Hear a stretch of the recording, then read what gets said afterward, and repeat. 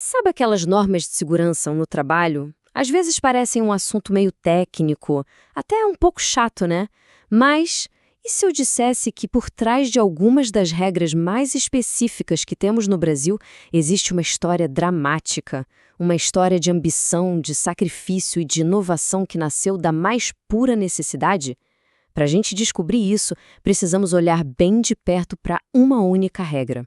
Dá uma olhada nesta regra. É um pedacinho da norma regulamentadora número 14, a NR14. Parece o tipo de detalhe que, sei lá, só um engenheiro de segurança se importaria, certo? Um sistema para evitar retrocesso de chama em fornos. É bem específico, é técnico e parece, bem, rotineiro. Mas aí é que está a questão. Regras como essa não aparecem do nada. Elas são quase sempre uma resposta, uma cicatriz de algo que deu muito, mas muito errado. Então, para entender o porquê dessa regra, a gente precisa voltar no tempo e desvendar a história por trás dela. E a nossa história começa lá nos anos 70, na fronteira do Brasil com o Paraguai. Ali, uma das maiores obras de engenharia do século XX estava prestes a começar, a construção da usina hidroelétrica de Itaipu. E para tocar essa tarefa gigantesca, foi reunida uma força de trabalho numa escala, olha, difícil até de imaginar. 40 mil operários. Pensa só, é uma cidade inteira de trabalhadores, todos focados em um único objetivo: domar o poderoso Rio Paraná e construir a hidrelétrica mais potente do mundo. E eles conseguiram. É isso que eles construíram. Uma estrutura colossal, um símbolo de progresso, que hoje fornece energia limpa para milhões de pessoas. É uma imagem de ordem, de poder, de sucesso. Mas a história da sua construção, essa é bem mais caótica. Agora, olha para isso. Este era o cenário em 1977. Um mundo de terra, de aço e de uma pressão que não dava trégua. Para os 40 mil trabalhadores, isso não era um monumento para o futuro. Era o local de trabalho deles, um lugar que ficou conhecido como o Buracão. E a vida nesse canteiro era brutal. O ritmo da construção, que era impulsionado por um regime militar e por prazos super apertados, cobraria um custo humano altíssimo. A realidade, para os operários, era de turnos de 12 horas que com frequência viravam 24. Havia um controle quase militar sobre a vida deles, dentro e fora do canteiro. A pressão para cumprir as metas era constante e o medo era um sentimento diário. Medo de demissão, medo dos supervisores e, principalmente, medo de acidentes. O que é mais interessante nessa citação é a palavra normal. A exaustão era o normal. Turnos de 12 horas eram um ponto de partida. Isso significa que o cansaço extremo era uma condição de trabalho, o que aumenta drasticamente o risco de erros e de acidentes. E os acidentes aconteciam. Relatos de ex-trabalhadores, como o do António, pintam um quadro bem sombrio de um lugar onde acidentes viravam rumores, boatos abafados. Existia uma cultura de sigilo. Os trabalhadores sabiam dos perigos, mas a informação era controlada com mão de ferro.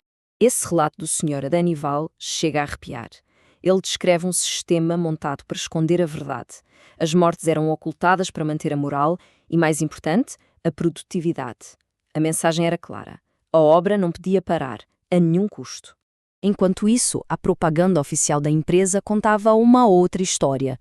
Cartazes como estes aqui jogavam toda a responsabilidade pela segurança no indivíduo. A mensagem implícita era: se acontecer um acidente com você, a culpa é sua, por falta de atenção. Isso desviava completamente o foco das condições de trabalho perigosas impostas pela administração.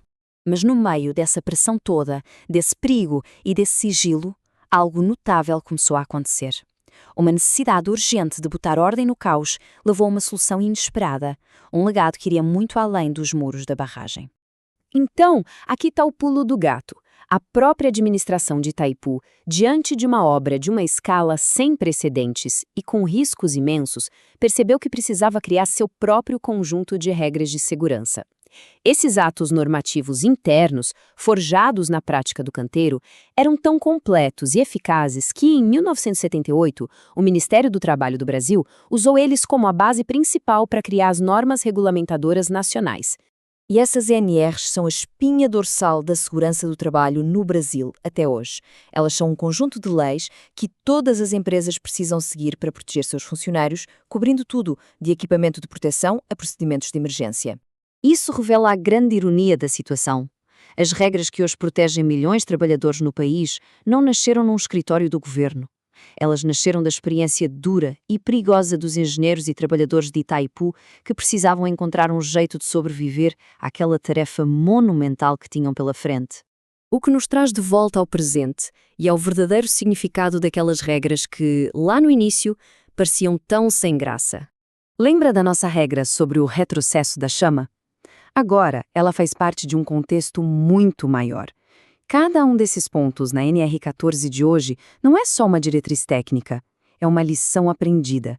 Cada regra sobre construção sólida, sobre ventilação, sobre prevenção de explosões, ela existe porque em algum momento, em algum lugar como Itaipu, a ausência dela levou a uma catástrofe ou a uma quase catástrofe.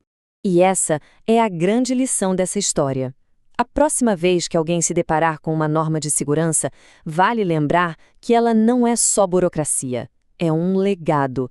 É o conhecimento adquirido através da experiência, muitas vezes dolorosa de gerações passadas, codificado para proteger as gerações futuras.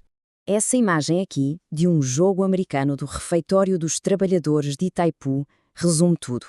Um barrageiro, como eles eram chamados, trabalhando sem o equipamento de proteção que hoje seria obrigatório. Ele representa os milhares de indivíduos cujo trabalho árduo e os riscos que correram, voluntária ou involuntariamente, ajudaram a construir não apenas uma barragem, mas também as fundações da segurança do trabalho no Brasil. O que nos deixa com uma pergunta final. Monumentos ao progresso como Itaipu são inspiradores, sem dúvida, mas essa história nos força a questionar qual é o verdadeiro custo do progresso e, mais importante, quem é que realmente paga esse preço.